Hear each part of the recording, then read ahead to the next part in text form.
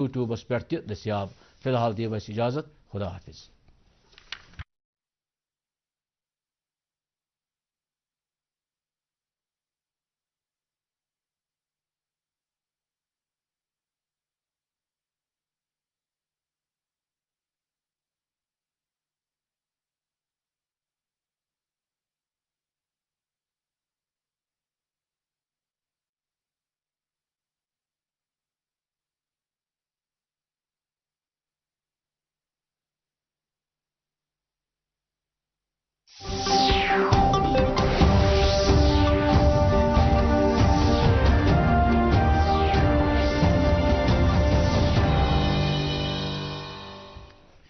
آداب ناظرین، اردو خبروں کے ساتھ میں محمود احمد خان حاضر.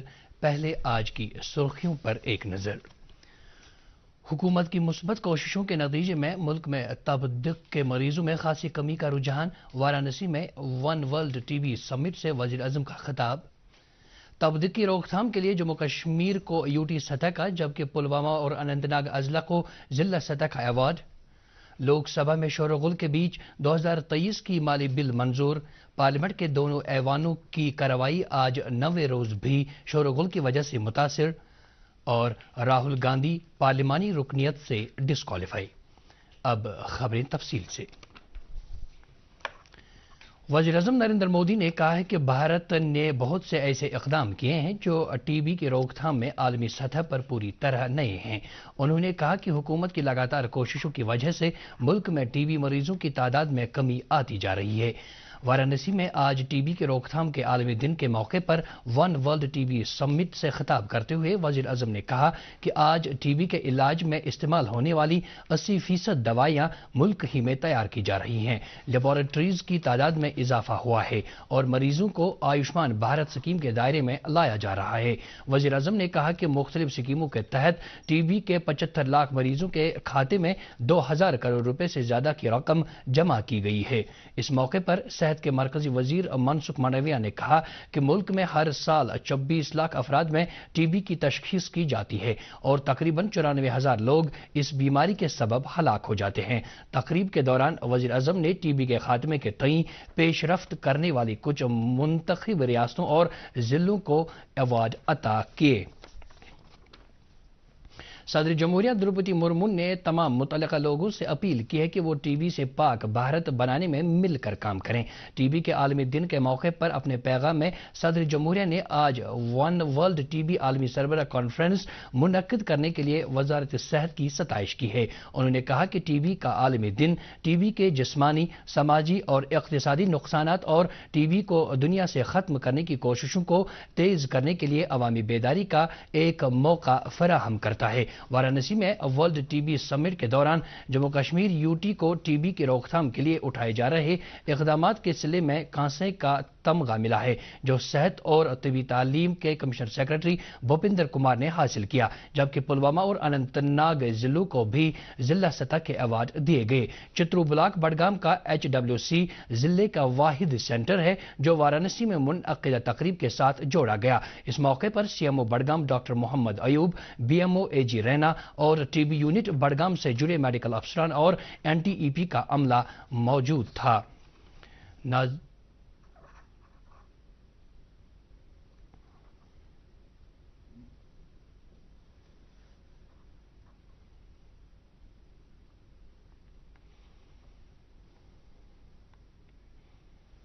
ناظرین، خبریں جاری ہیں، پہلے یہ وقفہ. UCM یونیورسل کرافٹ مارکیٹ ایک آن لائن پورٹل کشمیر میں پہلی بار جہاں دنیا بھر سے اعلیٰ معیار کی خالص چیزیں دستیاب ہیں. بہترین چیزیں بہترین قیمتوں پر گھر بیٹھے خریدیں. کلک کریں www.ucraftmarket.in. ہمیں فالو کریں انسٹاگرام پہ یونیورسل کرافٹ مارکیٹ کے نام سے اور سبسکرائب کریں ہماری چینل یوٹیوب پر. خبروں میں آپ کا پھر سے خیر مقدم ہے. ٹی بی کے عالمی دن کی مناسبت سے اننت ناگ میں محکمہ صحت کی طرف سے ایک پروگرام اور ریلی کا انعقاد کیا گیا۔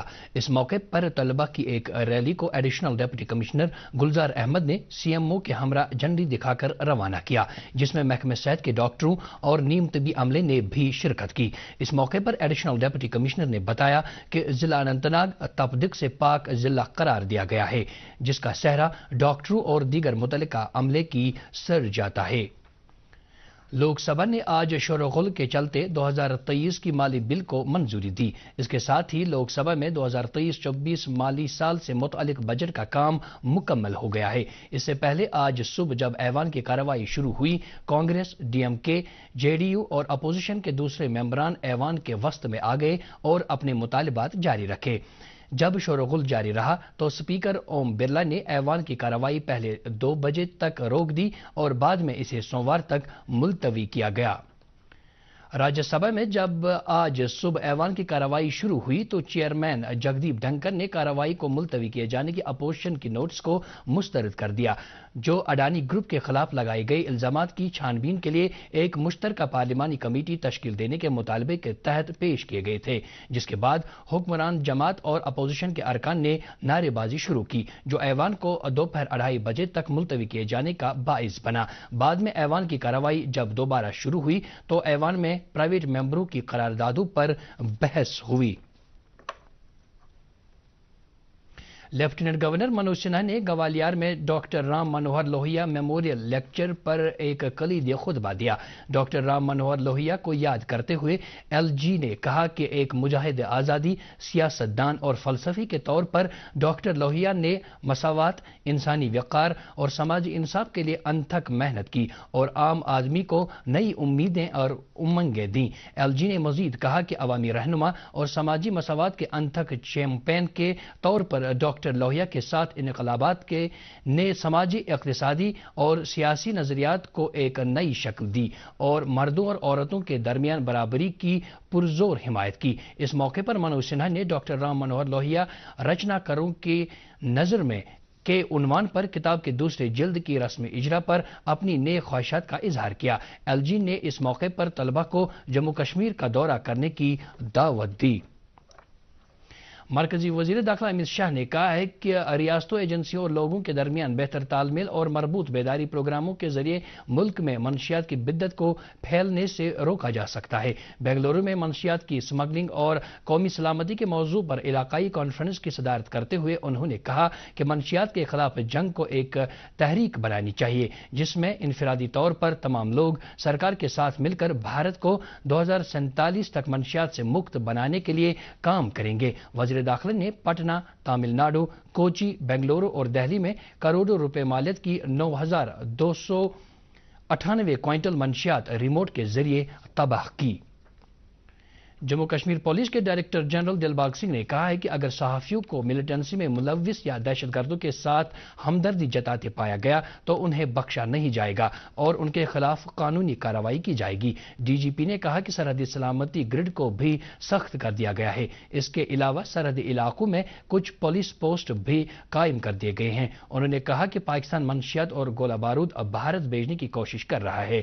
پولیس سربراہ نے کہا کہ پاکستان ہمیشہ یہاں کے نوجوانوں کو کبھی منشیات اور کبھی دوسرے خرافات میں الجھانے کے در پہ ہے۔ انہوں نے کہا کہ پولیس ایسی کسی بھی کوشش کو ناکام بنانے کے لیے پوری طرح سے تیار ہے۔ حفاظتی دستوں نے آج صبح کپوارہ ضلع میں جبری کرنا علاقے میں لائن اپ کنٹرول کے متصل دراندازی کی ایک کوشش کو ناکام بناتے ہوئے ایک نامعلوم درانداز کو مار گرایا۔ اطلاع کے مطابق چوکس جوانوں نے ایل او سی کے پاس مشتبہ نقل و حمل کا نوٹس لیا اور درانداز کو للکارا۔ گولی باری کے دوران ایک درانداز مارا گیا۔ کانگریس پارٹی کے سینئر لیڈر راہل گاندھی لوک سبھا کی رکنیت سے ڈسکوالیفائی قرار دیے گئے ہیں۔ لوک سبھا سیکریٹریٹ سے جاری نوٹیفیکیشن کے مطابق راہل گاندھی 23 مارچ 2023 سے ڈسکوالیفائی تصور کیے جائیں گے۔ نوٹیفیکیشن میں کہا گیا ہے کہ یہ فیصلہ گجرات کی ایک عدالت کی طرف سے راہل گاندھی پر فرد جرم عائد کیے جانے کے تناظر میں لیا گیا ہے۔ راہل گاندھی کیرالہ کے ویاناد پارلیمانی حلقے سے لوک سبھا کے لیے منتخب ہوئے تھے۔ محکمہ زراعت کے ایڈیشنل چیف سیکرٹری اٹل ڈلو نے آج جموں میں نوڈل افسران کی ایک میٹنگ میں ہالسٹک ایگریکلچر ڈیولپمنٹ پلان کے تحت ضلع وار اورینٹیشن پلان شروع کرنے کے لیے تیاریوں کا جائزہ لیا۔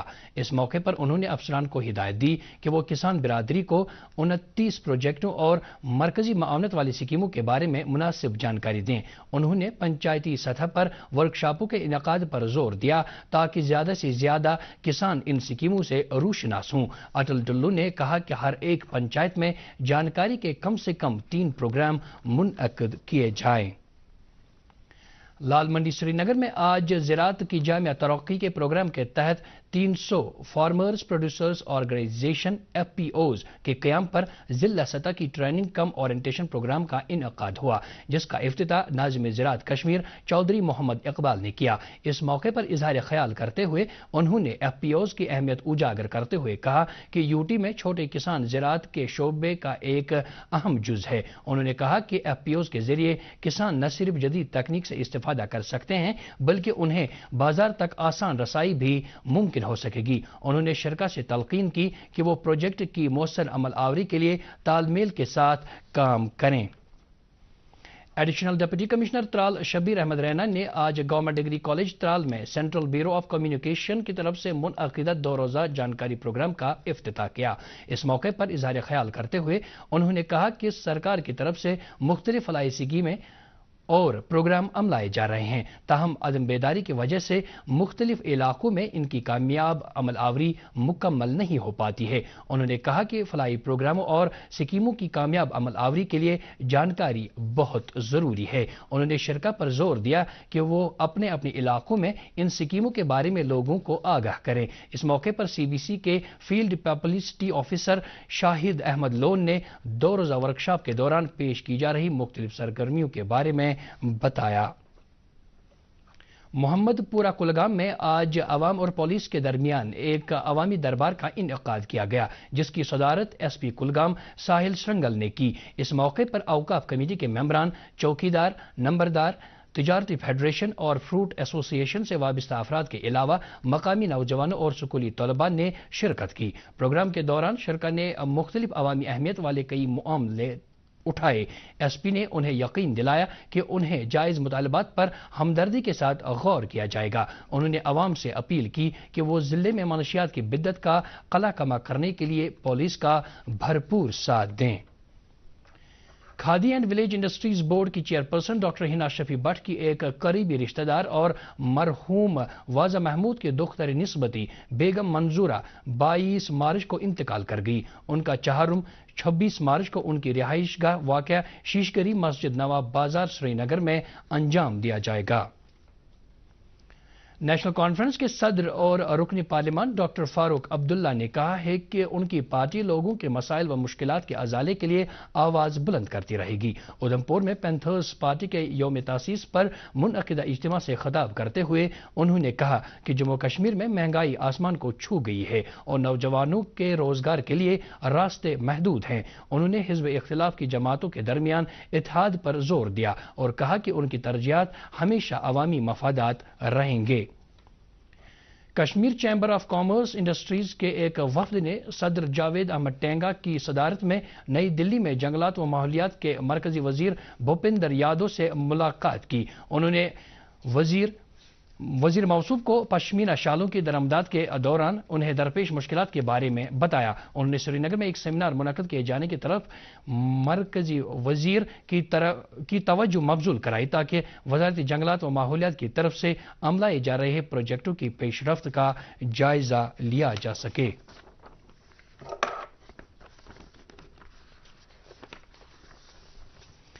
محکمہ موسمیات کی پیشگوئی کے مطابق جموں کشمیر میں اگلے 24 گھنٹوں کے دوران بیشتر مقامات پر ہلکی سے درمیانہ درجے کی بارش ہونے کا امکان ہے۔ سری نگر میں آج دن کا زیادہ سے زیادہ درجہ حرارت 16 ڈگری سیلسیس جبکہ رات کا کم سے کم درجہ حرارت 5.3 ڈگری سیلسیس درج کیا گیا، جبکہ جموں میں رات کا کم سے کم درجہ حرارت آج دن کا زیادہ سے زیادہ درجہ حرارت 22.1 ڈگری سیلسیس جبکہ کل رات کا کم سے کم درجہ حرارت 14.9 ڈگری سیلسیس درج کیا گیا۔ اس کے ساتھ ہی اردو خبروں کا یہ بلٹن ختم ہوا چاہتا ہے۔ مزید خبروں کی تفصیل جاننے کے لیے آپ ہمارے ٹویٹر ہینڈل اور Facebook page @DD News Srinagar follow کر سکتے ہیں۔ اس کے علاوہ یہ خبریں یوٹیوب پر بھی دستیاب ہیں۔ اس وقت آپ سے اجازت چاہیں گے۔ اللہ حافظ۔